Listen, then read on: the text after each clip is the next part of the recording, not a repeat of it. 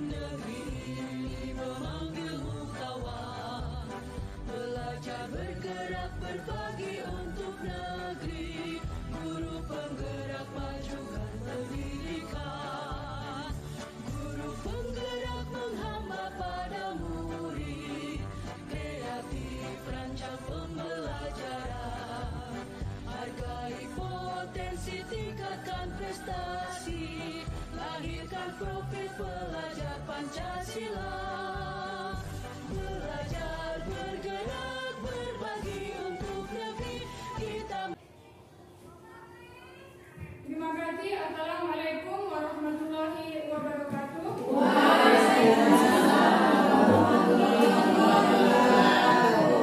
Ya, selamat pagi Bapak Ibu guru hebat. Apa kabar hari ini?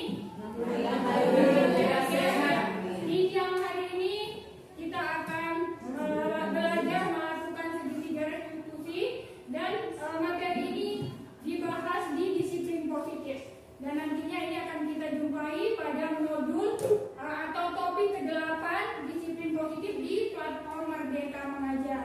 Jadi Bapak Ibu guru hebat, hari ini kita akan mempraktekkan disiplin positif yang nantinya disiplin ini akan menyelesaikan suatu masalah dan menambah wawasan kita ketika kita menghadapi masalah yang berhadapan dengan anak didik kita. Judul KKD kita hari ini membahas mengenai budaya positif.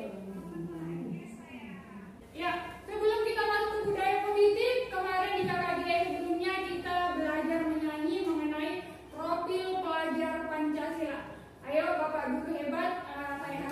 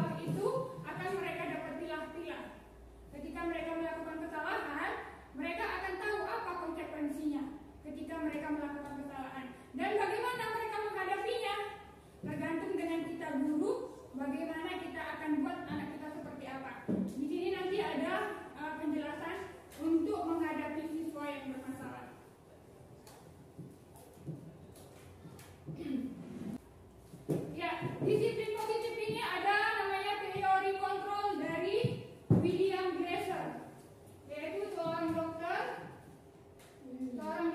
beberapa miskonsepsi tentang makna kontrol. Selama ini kita memaknai bahwa ilusi guru mengontrol murid, ya kan, ibu-ibu, bahwa kita berpikir kita mengontrol mereka, mau jadi apa mereka, mau jadi baik atau buruk, kita yang mengontrolnya. Itu adalah ilusi. Ilusi berarti khayalan. Kemudian yang kedua, ilusi bahwa semua penguatan itu positif. Selama ini kita berpikir bahwa apa yang kita lakukan itu positif untuk anak didik kita. Seperti itu. Kemudian yang ketiga, ilusi bahwa kritik dan membuat orang merasa bersalah dapat menguatkan karakter. Selama ini kita berpikir bahwa kita mengkritik seseorang, kritikan kita itu bisa membuat orang kuat karakternya. Padahal sebenarnya tidak ada orang yang memang kuat mentalnya menerima kritikan. Ada seseorang yang tidak mampu menerima kritikan, sehingga kritikan itu menjadi beban mental dan menjadi dirinya mengalami kegagalan berpikir. Jadi dia down, jadi dia berpikir bahwa dia tidak mampu. Jadi bukan berarti bahwa kritik kita itu membangun, itu hanya ilusi. Kemudian yang keempat, ilusi bahwa orang dewasa memiliki hak untuk memaksa. Selama ini kita berpikir bahwa seorang anak tidak suka matematika, kita paksa ke matematika. Itu kita berpikir bahwa kita mempunyai hak untuk memaksa mereka, memiliki kehendak sesuai dengan kemauan kita atau anak kita. Dia tidak suka pelajaran IPS, kita paksa di rumah dia supaya menyukai IPS. Itu sebenarnya hanya ilusi, ya. Kemudian motivasi dan perilaku manusia. Menurut Janet Gosen dalam bukunya Restructuring School Discipline menyatakan ada 3 motivasi perilaku manusia. Yang pertama, untuk menghindari ketidaknyamanan atau hukuman. Kita melakukan sesuatu tapi kita ingin menghindar dari sesuatu yang kita lakukan itu. Kemudian yang kedua, untuk mendapatkan imbalan atau penghargaan dari orang lain. Biasa kita melakukan ingin mendapat pujian. Sekiranya kita di suatu perusahaan kita ingin mendapatkan bonus dari bos, atau kita di sekolah ingin mendapatkan sesuatu hadiah, seperti itu. Kemudian untuk menjadi orang yang mereka inginkan dan menghargai diri sendiri dengan nilai-nilai yang mereka percaya. Jadi menurut Sidian ini ada 3 motivasi diri kita. Ini bisa kita pelajari sendiri, kira-kira saya masuk yang gimana, kan seperti itu. Inilah namanya motivasi dan perilaku manusia. Ini hukuman, konsekuensi, dan restitusi. Apa itu hukuman? Selama ini kita di sekolah sering menerapkan hukuman, ya, ke anak-anak didik kita. Ternyata hukuman itu merupakan tindakan pendidikan yang tidak dibenarkan.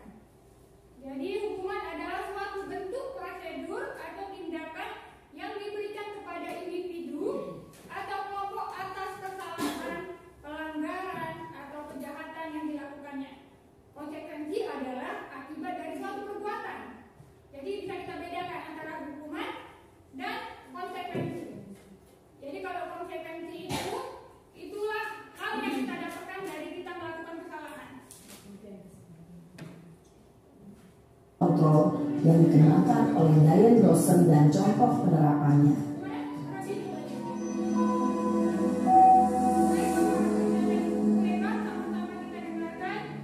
5 posisi kontrol itu adalah: 1. Posisi penghukum. 2. Posisi pembuat merasa bersalah. 3. Posisi teman. 4. Posisi pemantau atau monitor. Dan 5. Posisi manajer. Untuk lebih memahami kelima posisi tersebut, mari kita saksikan kasus Nathan yang terlambat hadir 20 menit di sekolah dan melihat bagaimana kelima posisi kontrol dalam menghadapi masalah tersebut.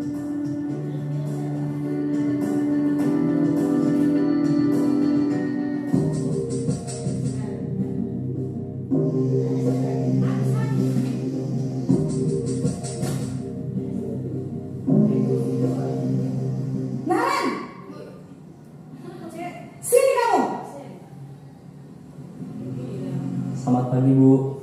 Selalu terlambat. Kamu deh, pasti terlambat. Maaf Bu, saya Apa?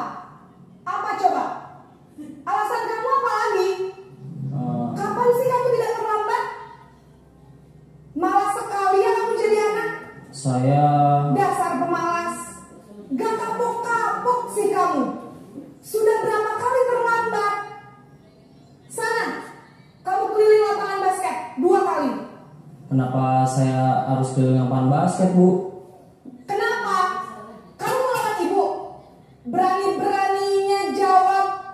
Sudah terlambat, masih berani jawab pula. Sekarang, keliling lapangan basket 5 kali sekalian. Biar kapok. Cepat. Pergi sana ke lapangan basket. Posisi penghukum biasanya berbicara dengan nada tinggi, menghardik, menunjuk-nunjuk, menyakiti, dan menyindir. Hukuman bisa berupa fisik maupun psikis. Ibu dan bapak guru hebat. Dampak yang terjadi pada murid ketika guru berada pada posisi penghukum adalah murid cenderung akan memberontak, bahkan menyimpan dendam.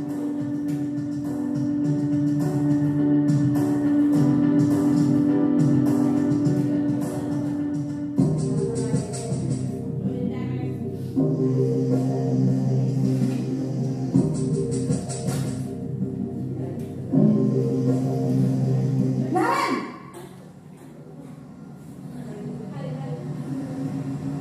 Selamat pagi Bu. Naren, kamu kenapa terlambat lagi, nak? Ya Tuhan, Naren, kamu senang ya bikin ibu susah ya?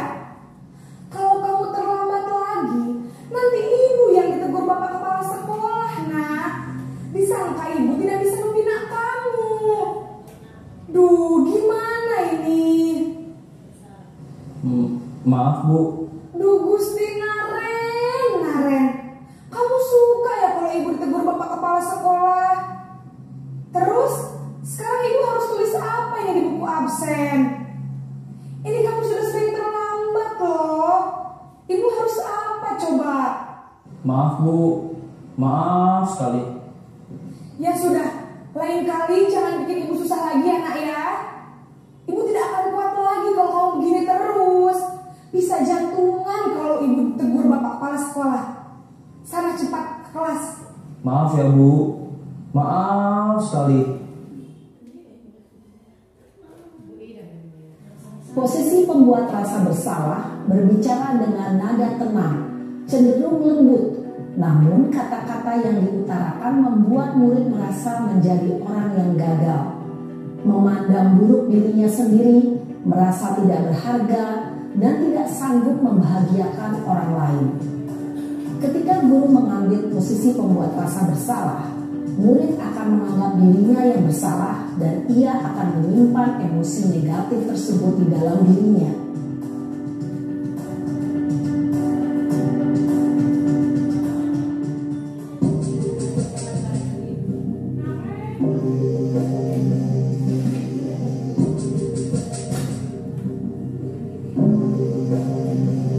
Naren!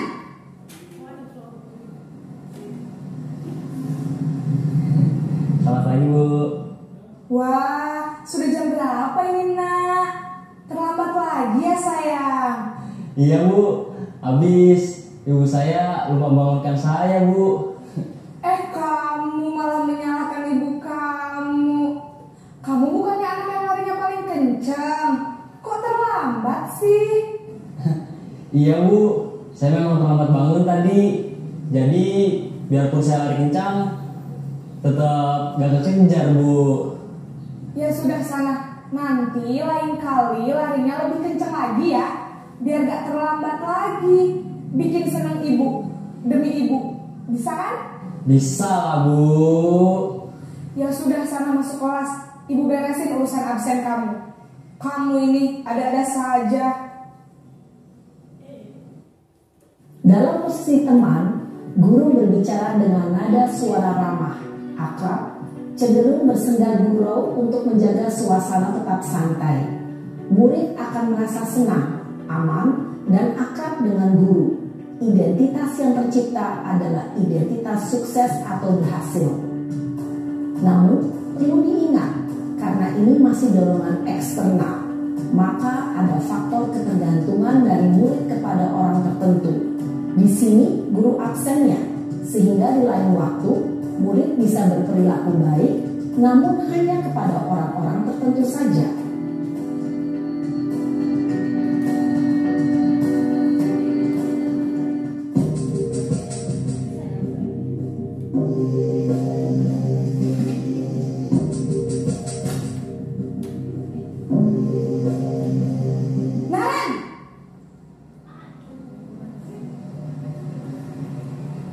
Selamat pagi, Bu.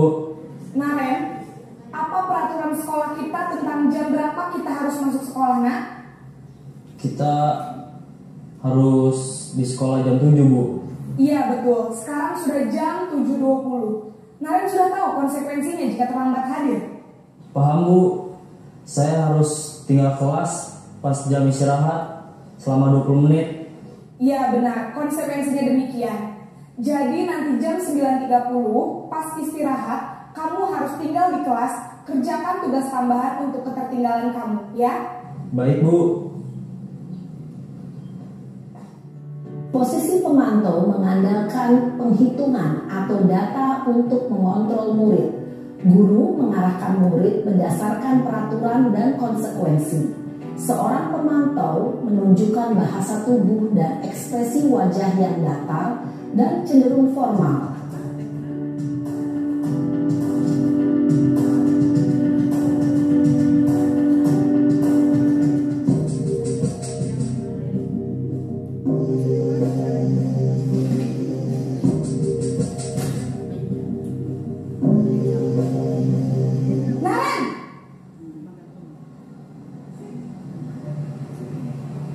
Selamat pagi, Bu. Selamat pagi, Naren. Maaf, Bu. Saya terlambat.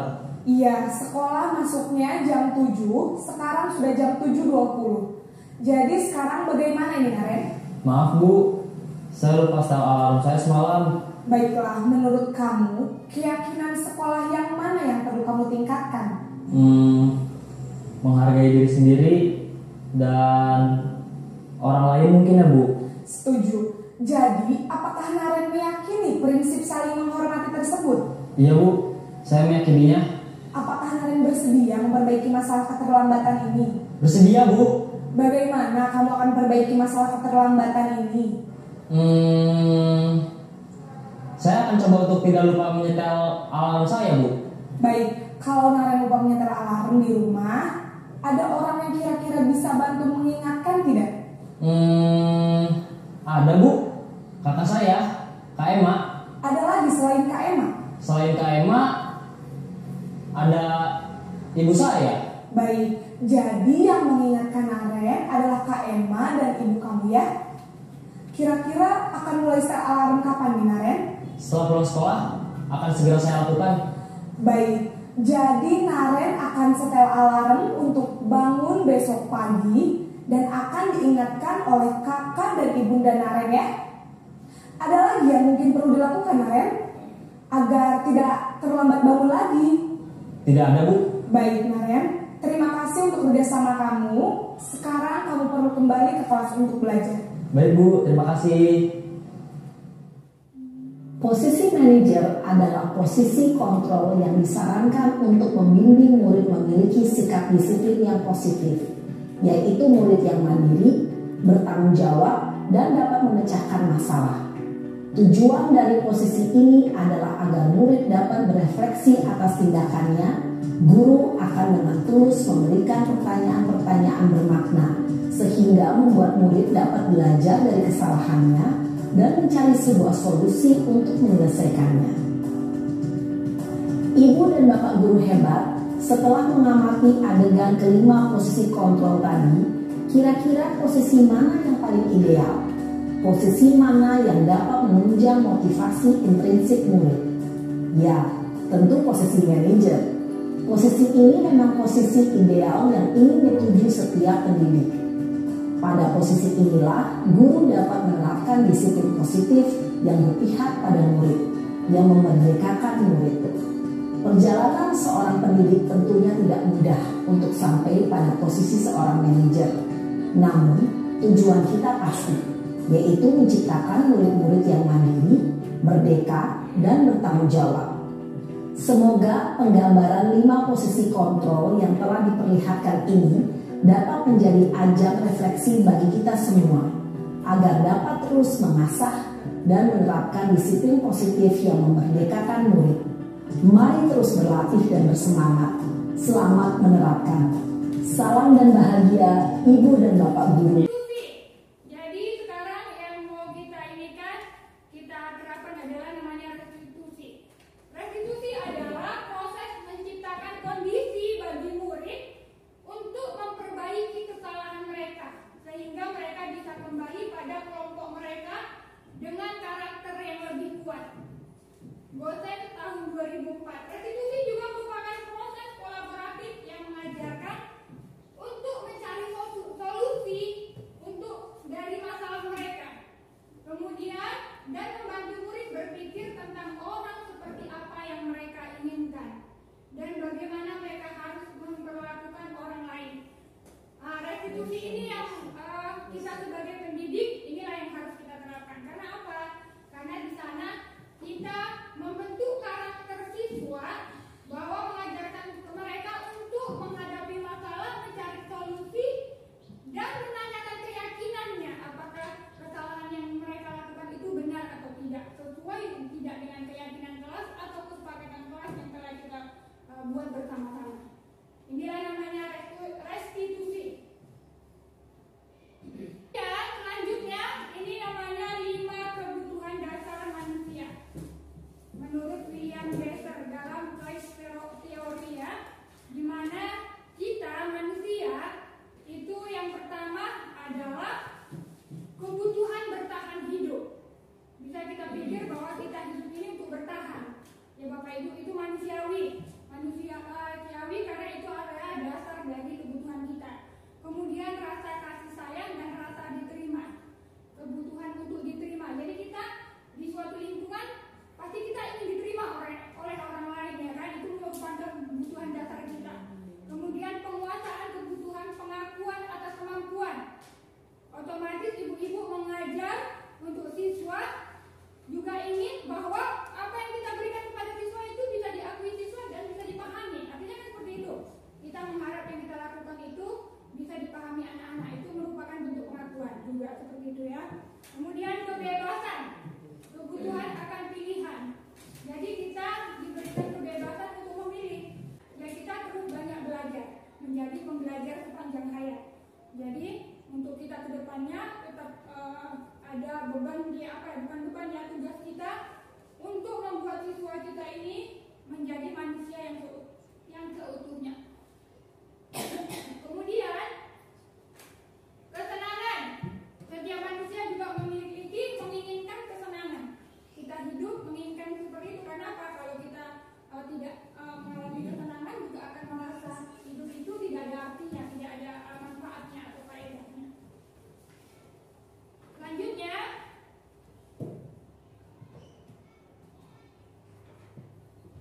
ya ini keyakinan kelas sama dengan kesepakatan kelas. Tidak jauh beda dengan kesepakatan kelas yang Bapak Ibu terapkan di sekolah yang sudah dibuat di dinding. Keyakinan kelas merupakan nilai-nilai keselamatan atau kesehatan. Inilah yang kita sebut sebagai suatu keyakinan, di mana yaitu nilai-nilai kebajikan universal yang disepakati secara tersirat dan tersurat, lepas dari latar belakang suku, negara, bahasa maupun agama.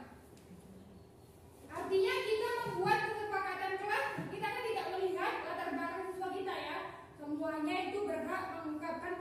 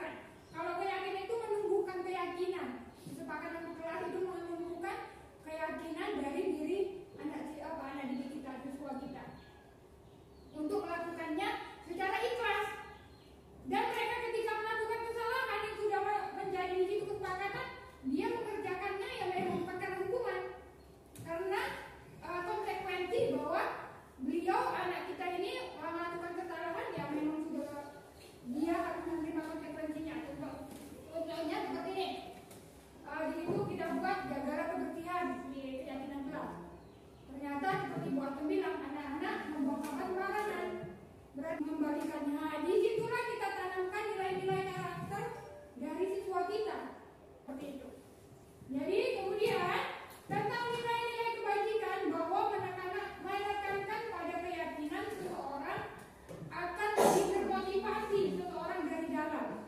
Seseorang akan lebih tergerak dan bersemangat untuk menjalankan keyakinannya daripada hanya sekedar mengikuti rangkaian peraturan. Jadi anak-anak kalau kita kasih peraturan kelas gitu kan, mereka meyakini bahwa itu hanya sekedar peraturan, ya sudah, kerjakan, kalau melanggar sudah paling dihukum kan seperti itu. Jadi kalau keyakinan kelas ini atau kesepakatan kelas itu kita mengajarkan kepada mereka untuk mengetahui bahwa ini yang harus dilakukan, dan jika kita lakukan kesalahan kita menerima konsekuensinya, seperti itu. Itulah namanya keyakinan kelas. Dan ini harus kita, sekarang kita masuk di 5 posisi kontrol.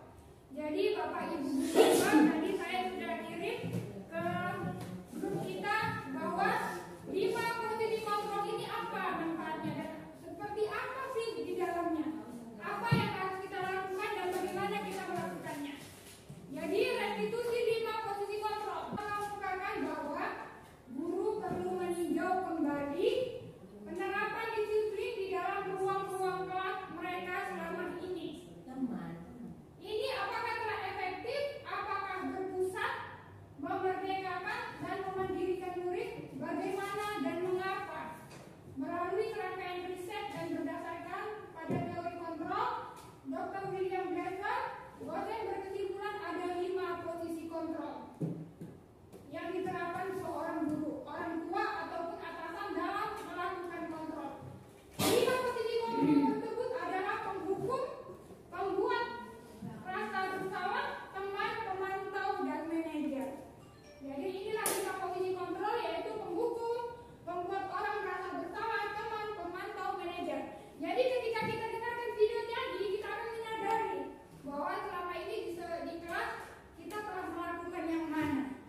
Tadi ada Ibu Eva di kelas setelah mendengarkan videonya, oh saya melakukan yang nomor 1. Setelah mendengarkan yang nomor 2, oh iya saya juga melakukan yang nomor 2. Jadi kita akan menyadari apakah selama ini yang mana kita lakukan, apakah yang kita lakukan itu benar atau tidak. Jadi sama-sama kita dengarkan videonya.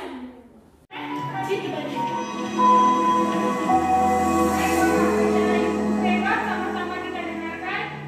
5 posisi kontrol itu adalah 1. Posisi penghukum, 2. Posisi pembuat merasa bersalah, 3. Posisi teman, 4. Posisi pemantau atau monitor, dan 5. Posisi manajer. Untuk lebih memahami kelima posisi tersebut, mari kita saksikan kasus Naren yang terlambat hadir 20 menit di sekolah dan melihat bagaimana kelima posisi kontrol dalam menghadapi masalah tersebut.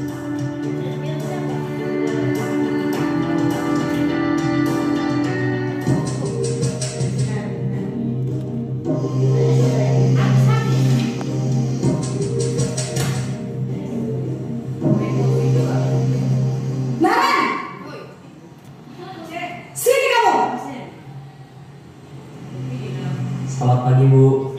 Selalu terlambat. Kamu deh, pasti terlambat. Maaf, Bu. Saya Apa? Apa coba?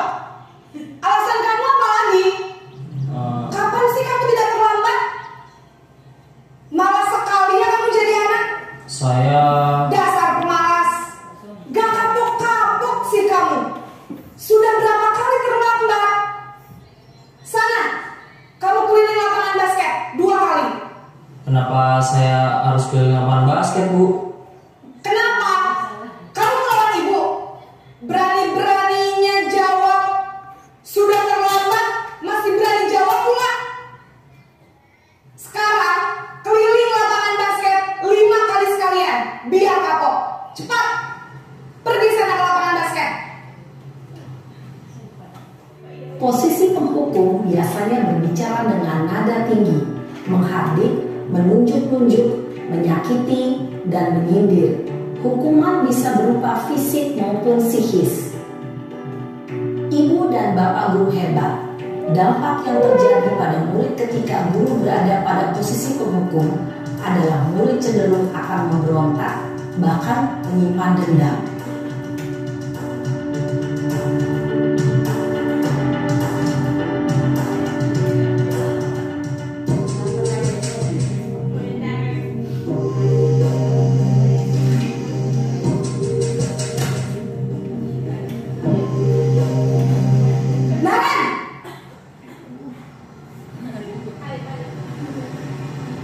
Selamat pagi, Bu. Naren, kamu kenapa terlambat lagi, nak? Ya Tuhan, Naren, kamu senang ya bikin ibu susah ya? Kalau kamu terlambat lagi, nanti ibu yang ditegur bapak kepala sekolah, nak. Disangka ibu tidak bisa membina kamu. Duh, gimana ini? Maaf, Bu. Duh, Gusti Naren, kamu suka ya kalau ibu ditegur bapak kepala sekolah? Terus, sekarang ibu harus tulis apa ya di buku absen? Ini kamu sudah sering terlambat loh. Ibu harus apa coba? Maaf, Bu. Maaf sekali. Ya sudah, lain kali jangan bikin ibu susah lagi ya, nak ya. Ibu tidak akan kuat lagi kalau kamu begini terus. Bisa jantungan kalau ibu ditegur bapak kepala sekolah. Sana cepat ke kelas. Maaf ya, Bu. Maaf sekali. Posisi pembuat rasa bersalah berbicara dengan nada tenang, cenderung lembut. Namun kata-kata yang diutarakan membuat murid merasa menjadi orang yang gagal, memandang buruk dirinya sendiri, merasa tidak berharga, dan tidak sanggup membahagiakan orang lain. Ketika guru mengambil posisi pembuat rasa bersalah, murid akan menganggap dirinya yang bersalah dan ia akan menyimpan emosi negatif tersebut di dalam dirinya.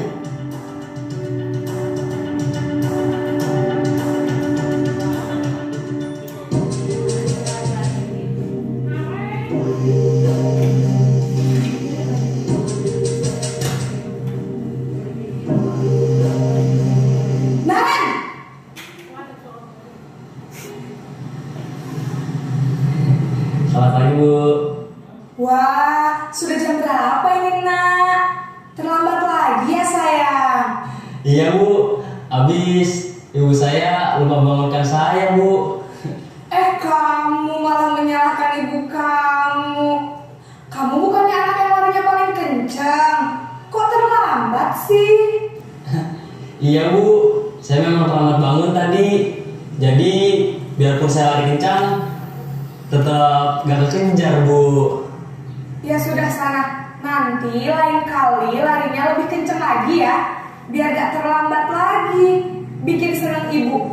Demi ibu. Bisa kan? Bisa lah, Bu. Ya sudah, sana masuk kelas. Ibu beresin urusan absen kamu.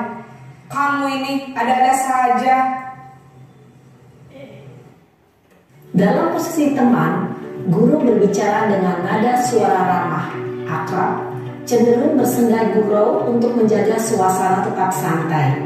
Murid akan merasa senang, aman, dan akrab dengan guru. Identitas yang tercipta adalah identitas sukses atau berhasil. Namun, perlu diingat, karena ini masih dorongan eksternal, maka ada faktor ketergantungan dari murid kepada orang tertentu. Di sini guru absennya, sehingga di lain waktu murid bisa berperilaku baik, namun hanya kepada orang-orang tertentu saja.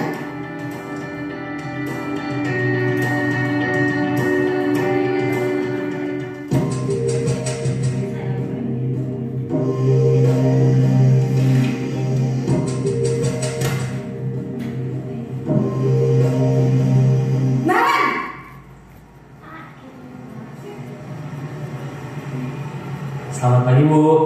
Naren, apa peraturan sekolah kita tentang jam berapa kita harus masuk sekolah, nak? Kita harus di sekolah jam 7, Bu. Iya betul, sekarang sudah jam 7.20. Naren sudah tahu konsekuensinya jika terlambat hadir. Paham Bu, saya harus tinggal kelas pas jam istirahat selama 20 menit. Iya benar, konsekuensinya demikian.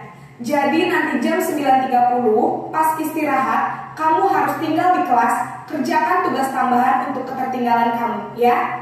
Baik Bu. Posisi pemantau mengandalkan penghitungan atau data untuk mengontrol murid. Guru mengarahkan murid berdasarkan peraturan dan konsekuensi. Seorang pemantau menunjukkan bahasa tubuh dan ekspresi wajah yang datar dan cenderung formal.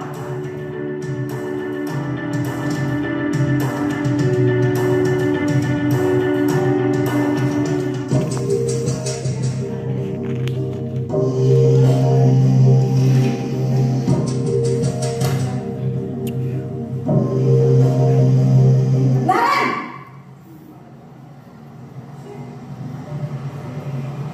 Selamat pagi Bu. Selamat pagi Naren. Maaf Bu, saya terlambat. Iya, sekolah masuknya jam 7, sekarang sudah jam 7.20. Jadi sekarang bagaimana ini Naren? Maaf Bu, saya lupa setel alarm saya semalam. Baiklah, menurut kamu, keyakinan sekolah yang mana yang perlu kamu tingkatkan? Menghargai diri sendiri dan orang lain mungkin ya Bu. Setuju. Jadi, apakah Naren meyakini prinsip saling menghormati tersebut? Iya Bu, saya meyakininya. Apakah Naren bersedia memperbaiki masalah keterlambatan ini? Bersedia Bu. Bagaimana kamu akan memperbaiki masalah keterlambatan ini? Saya akan coba untuk tidak lupa menyetel alarm saya Bu. Baik, kalau Naren lupa menyetel alarm di rumah, ada orang yang kira-kira bisa bantu mengingatkan tidak? Ada Bu, kakak saya, Kak Emma. Ada lagi selain Kak Emma? Selain Kak Emma, ada ibu saya. Baik, jadi yang mengingatkan Naren adalah Kak Emma dan ibu kamu ya? Kira-kira akan mulai setel alarm kapan nih Naren? Setelah pulang sekolah, akan segera saya lakukan. Baik, jadi Naren akan setel alarm untuk bangun besok pagi dan akan diingatkan oleh kakak dan ibunda Naren ya. Ada lagi yang mungkin perlu dilakukan Naren agar tidak terlambat bangun lagi? Tidak ada Bu. Baik Naren, terima kasih untuk kerjasama kamu. Sekarang kamu perlu kembali ke kelas untuk belajar. Baik Bu, terima kasih. Posisi manajer adalah posisi kontrol yang disarankan untuk membimbing murid memiliki sikap disiplin yang positif, yaitu murid yang mandiri, bertanggung jawab, dan dapat memecahkan masalah. Tujuan dari posisi ini adalah agar murid dapat berefleksi atas tindakannya.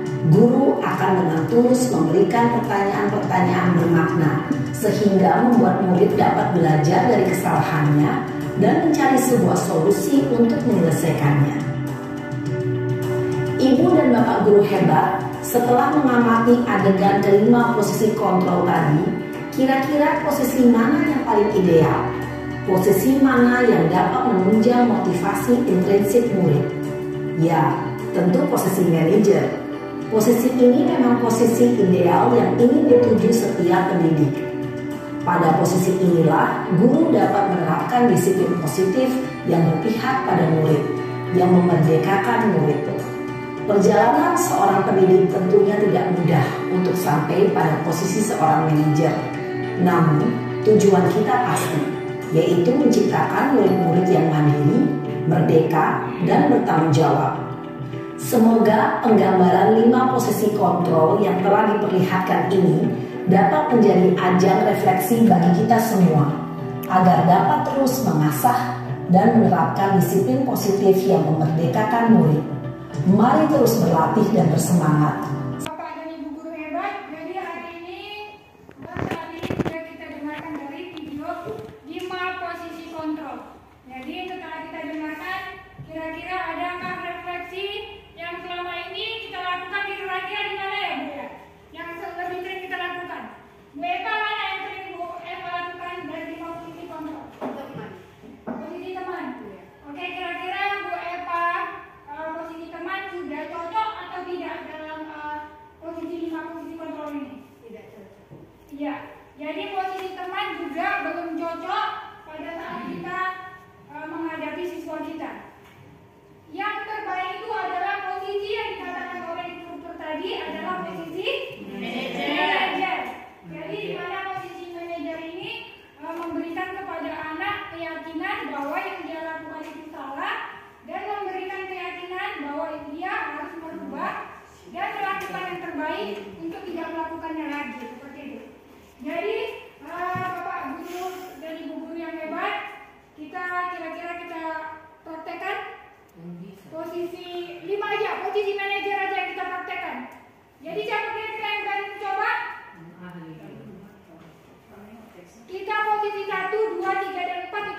siap dilakukan. Jadi kita melakukan di posisi 5. Jadi kita latihan untuk melakukan 5 posisi kontrol di posisi manajer. Ini akan saya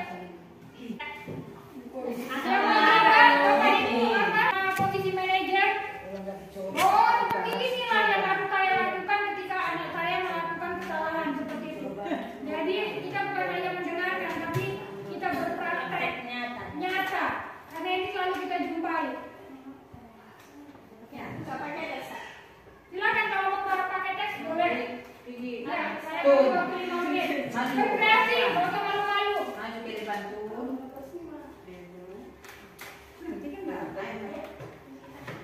Ya, boleh kita praktekkan. Boleh berdiri, boleh duduk. Berhadapan sini kita. Oh, seperti ini boleh. Ibu Ayu sebagai guru atau Ibu apa sebagai siswa.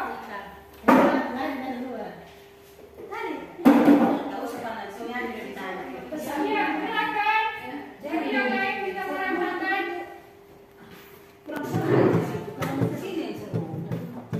Ya, nanti biar guru digantian. Di sini kamu gantian tadi posisi mana? Ya, belum seru. Ya, boleh. Kita praktekkan. Jangan aja lah ya, ini ketinggalan. Ya,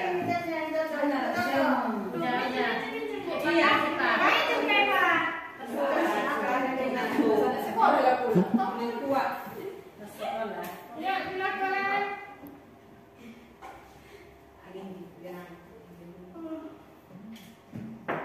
Assalamualaikum.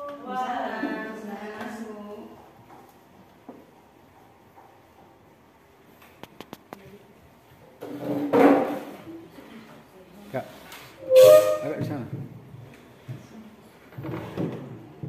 Selamat pagi, Kak. Selamat pagi, Bu. Selamat sekolah. Maaf, Bu, saya terlambat. Iya, sekolah masuknya jam berapa? Sekarang sudah jam 7.30. Jadi sekarang bagaimana ini, Kak? Maaf, Bu, saya lupa setel alarm saya semalam, Bu. Baiklah, menurut kamu keyakinan sekolah yang mana yang perlu kamu tingkatkan? Menghargai diri sendiri dan orang lain, Bu. Setuju. Jadi, apakah Ika meyakini prinsip saling menghormati tersebut? Ya, Bu, saya meyakininya. Apakah Ika bersedia memperbaiki masalah keterlambatan ini? Bersedia, Bu. Bagaimana kamu akan memperbaiki masalah keterlambatan ini? Saya akan coba untuk tidak lupa menyetel alarm saya lagi, Bu. Baik, kalau Ika lupa menyetel alarm di rumah, ada orang kira-kira yang bisa bantu mengingatkan tidak? Ada, Bu, kakak saya, Kak Devi. Ada lagi selain Kak Devi? Ada, Bu, ada ibu saya. Baik, jadi yang mengingatkan Ika adalah Kak Devi, ibu kakaknya. Kira-kira kapan kamu akan memulainya? Setelah pulang sekolah, saya akan menyetel alarm saya, Bu. Baik, jadi kamu akan setel alarm untuk bangun besok pagi dan akan diingatkan oleh kakak dan ibu kamu ya? Iya, Bu. Ada lagi yang mungkin perlu dilakukan Ika agar tidak terlambat bangun lagi? Tidak ada, Bu. Nah, baik Ika, terima kasih untuk kerjasama kamu. Sekarang kamu perlu kembali ke kelas untuk belajar. Baik, Bu. Terima kasih, Bu. Iya, tepuk tangan dulu.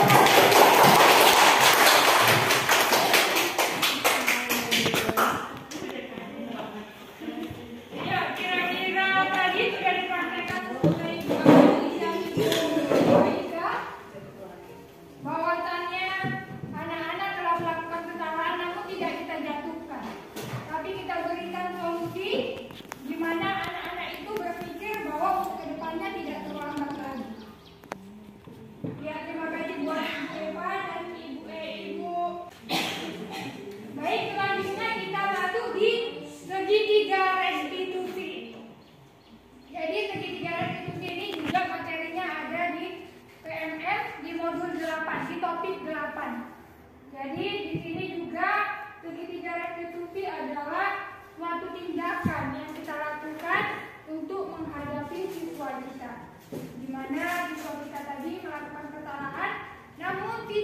kita hukum, tapi kita berikan pengertian bahwa yang mereka lakukan itu salah. Jadi segitiga restitusi itu ada 3 tindakan yang akan dilakukan, yaitu yang pertama, menstabilkan identitas, di mana dia melakukan kesalahan, namun tidak kita pojokkan, tapi kita stabilkan identitasnya. Di mana ketika kita katakan seperti ini, saya juga pernah terlambat, semua orang juga pernah terlambat. Jadi ibu di sini bukan mau menghukum. Itu namanya menstabilkan identitas dia agar dia tidak terjatuh. Walaupun dia melakukan kesalahan, tapi kita dorong motivasinya untuk tidak melakukannya lagi. Kemudian yang kedua, validasi tindakan yang salah. Kira-kira di poin mananya? Semua orang juga pernah melakukan kesalahan. Jadi bukan hanya anak saja yang melakukan, kita juga pernah melakukan kesalahan terlambat. Tapi itu kita katakan kepada anak-anak supaya mereka memahami, tidak merasa terlalu tertekan sekali dengan kelakuan terlambat tersebut, tapi menyadari bahwa itu salah. Kemudian menanyakan keyakinan yang ketiga. Dia sudah melakukan kesalahan. Kita tanya kepada siswa kita yang terlambat tadi, kira-kira ini sesuai tidak dengan keyakinan kelas kita? Sesuai dan tidak dengan prinsip kita, prinsip sekolah? Pasti dia akan katakan tidak. Jadi apa yang harus kita lakukan? Mana yang harus kita tanggung jawabkan? Berarti harus tanggung jawab dan menghargai waktu. Jadi segitiga restitusi ini juga bisa dipakai, kita terapkan di sekolah dalam bentuk disiplin positif. Nanti di sini ada contoh bahan untuk segitiga restitusi.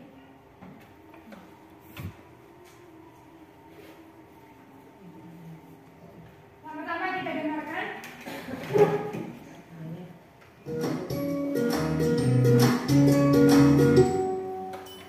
Salam dan bahagia Ibu dan Bapak guru hebat. Pada video kali ini kita akan membahas tentang salah satu program disiplin positif yang diterapkan di lingkungan sekolah yang dikenal dengan nama restitusi.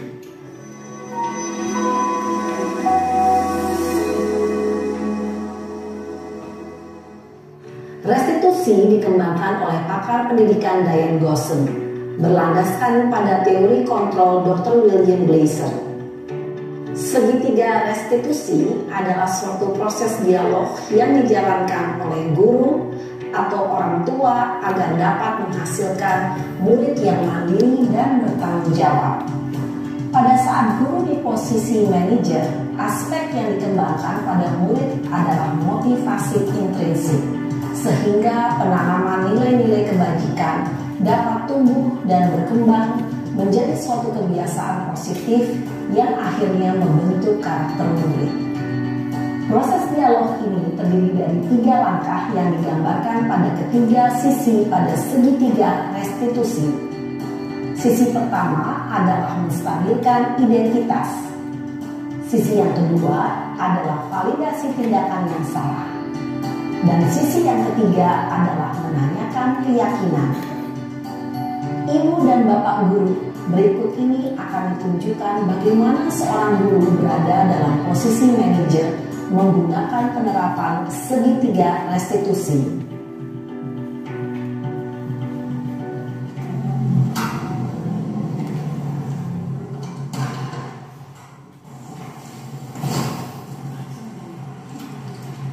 Siang Sarah. Siang Pak. Sudah lama gak ketemu Sarah. Kenapa hari ini ada di sini? Kesel Pak, kesel banget. Masa aku dikatain tukang fitnah Pak? Ya aku marah lah. Aku balik ngatain mereka di depan kelas. Kesel banget. Oh begitu. Ya pasti kamu marah dan kesal. Bapak juga akan marah apabila ada yang menuduh Bapak seperti itu. Kemudian pada saat itu kamu mau melakukan apa? Ya saya langsung ngatain mereka lah Pak. Kesel banget. Saya bentak-bentak dia di depan teman-teman lain. Oh begitu. Pasti kamu melakukan seperti itu karena suatu alasan tertentu bukan? Iyalah, masa saya diam saja Pak? Ya saya bela diri lah. Masa saya dituduh tukang fitnah? Ya wajar lah. Mempertahankan harga diri itu sesuatu yang penting buat kamu. Untung kamu tidak bertindak lebih gegabah lagi, hanya membentak-bentak. Iya Pak, untung saya masih bersabar dan hanya membentak saja. Sudah gemes padahal, saya pasti bela diri lah. Ya pasti ya, tapi kamu memilih untuk tetap bertahan dan bersabar. Kamu memilih untuk tidak berbuat lebih parah lagi, bukan? Iya. Nah, sekarang coba kita lihat lagi tindakan kamu yang bentak-bentak Eka di kelas. Tindakan kamu itu kira-kira sesuai dengan keyakinan kelas atau prinsip kamu tidak? Enggak lah Pak, capek Pak jadi pemarah. Jadi keyakinan atau prinsip mana yang kurang sesuai dengan keinginan kamu? Ya, saya sebenarnya sangat menghargai orang lain. Mungkin saat itu saya menjadi emosi, jadi tidak menunjukkan sikap itu. Kamu meyakini tidak? Menghargai orang lain itu penting buat kamu. Yakinlah Pak. Iya, setuju. Kita harus saling menghargai. Namun, ada juga keyakinan yang kita sepakati yang perlu kita jalankan apabila kita sedang marah, bukan? Ya, saya bisa lebih proaktif, mulai dengan diri sendiri. Saya bisa jadi lebih bersabar, mengambil waktu jeda untuk berpikir mau apa selanjutnya. Kira-kira kamu bersedia memperbaiki masalah ini tidak? Bersedia Pak. Kalau kamu memperbaiki masalah ini, kamu akan menjadi orang seperti apa? Saya akan menjadi orang yang bertanggung jawab kali ya Pak. Dan senantiasa proaktif.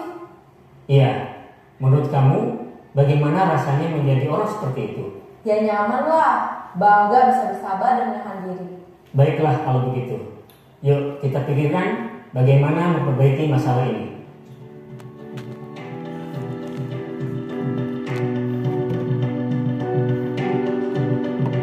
Ibu dan Bapak guru hebat.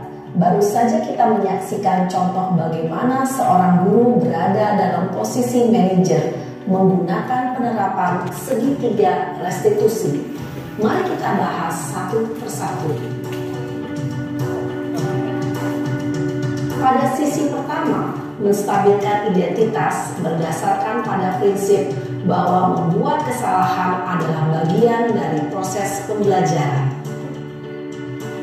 Sisi pertama dari segitiga ini berperan menggeser identitas. Ibu, kira-kira setelah kita dengarkan tadi video yang di depan tadi, sudah menambah wawasan kita?